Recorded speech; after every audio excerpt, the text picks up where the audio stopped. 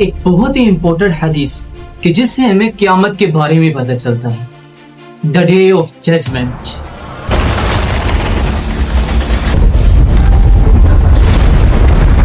ویسے تو قیامت کے بارے میں بہت ساری احادیث ہیں، لیکن اس ایک حدیث میں آپ صلی اللہ علیہ وسلم نے کچھ اسپیشل بات ہمیں بتائی ہے۔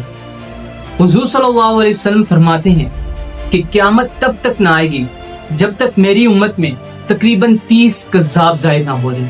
اور ان میں سے ہر ایک یہ دعویٰ کرے گا کہ میں نبی ہوں، جبکہ آپ صلی اللہ علیہ وسلم نے فرمایا کہ میں آخری نبی ہوں اور میرے بعد کوئی نبی نہ ہوگا۔ اور انہی 30 جھوٹوں میں سے ایک نام مسلمہ کذاب کا بھی ہے۔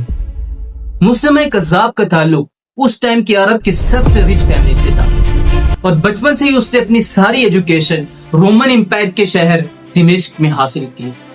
جس کے بعد وہ واپس اپنے قبیلے بنو حنیفہ آیا، اور یہ قبیلہ اس ٹائم عرب کے سب سے اسٹرونگ قبیلوں میں سے ایک تھا، اور ایون آج تک یہ قبیلہ سعودی عربیہ کے سب سے مشہور اور اسٹرونگ قبیلوں میں سے ایک ہے، کیونکہ سارے سعودی بادشاہ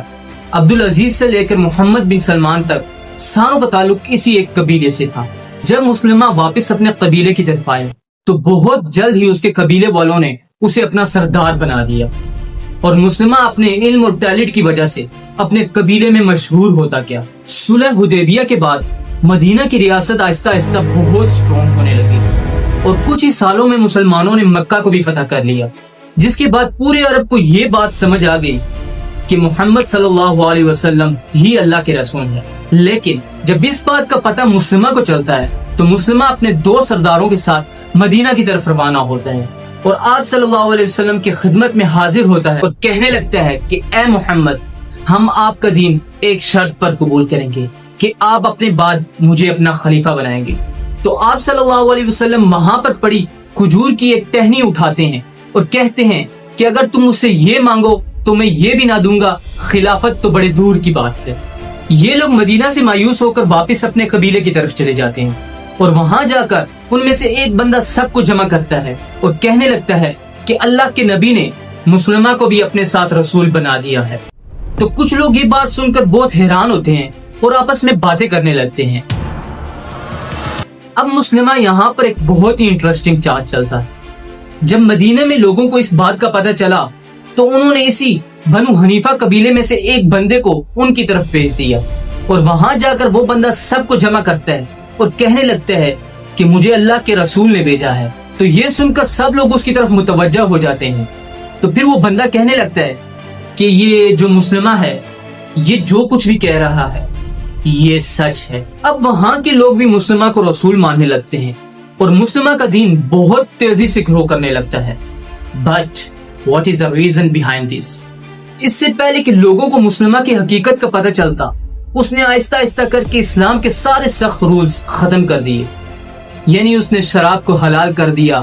فحاشی کو جائز کر دیا، اور نمازیں 5 کی جگہ 3 کر دی، رمضان کے روزوں کو بھی ختم کر دیا، اور قرآن پاک کی بھی آیات کو چینج کر کے ایک نئی کتاب بنا ڈالی۔ اب جب لوگوں نے مسلمہ کے دین کو دیکھا تو لوگ بہت تیزی سے مسلمہ کے دین میں داخل ہونے شروع ہو گئے، کیونکہ مسلمہ کا دین ایک آسان دین تھا، جس کی وجہ سے مسلمہ کا دین بہت جلدی گرو ہوا۔ اب آپ صلی اللہ علیہ وسلم کی زندگی میں مسلمہ کی اتنی جرات تو نہیں تھی کہ وہ بغاوت کر سکے، لیکن جیسے ہی آپ صلی اللہ علیہ وسلم کی وفات ہوتی ہے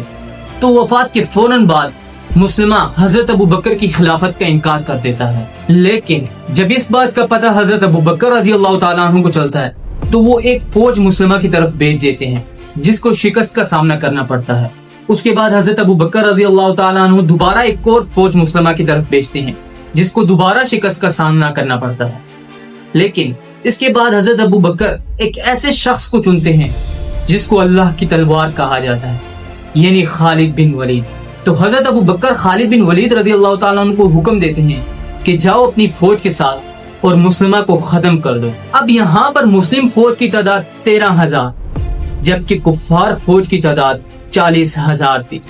دیکھنے میں تو یہی نظر آ رہا تھا کہ کفار کی فوج آرام سے جیت جائے گی، لیکن ہوتا کچھ ایسا نہیں ہے۔ تو اب جب دونوں فوجیں آپس میں لڑ رہی ہوتی ہیں تو اسی لڑائی کے دوران ایک صحابی جن کا نام وحشی بن حرب تھا، تو وہ مسلمہ کو ڈھونڈنے نکل جاتے ہیں، اور جب وہ مسلمہ کو ڈھونڈ لیتے ہیں تو ایک دم اپنے تیر کے ذریعے مسلمہ کو قتل کر دیتے ہیں تو اس طرح مسلمہ کذاب اپنے انجام کو پہنچتا. سبسکرائب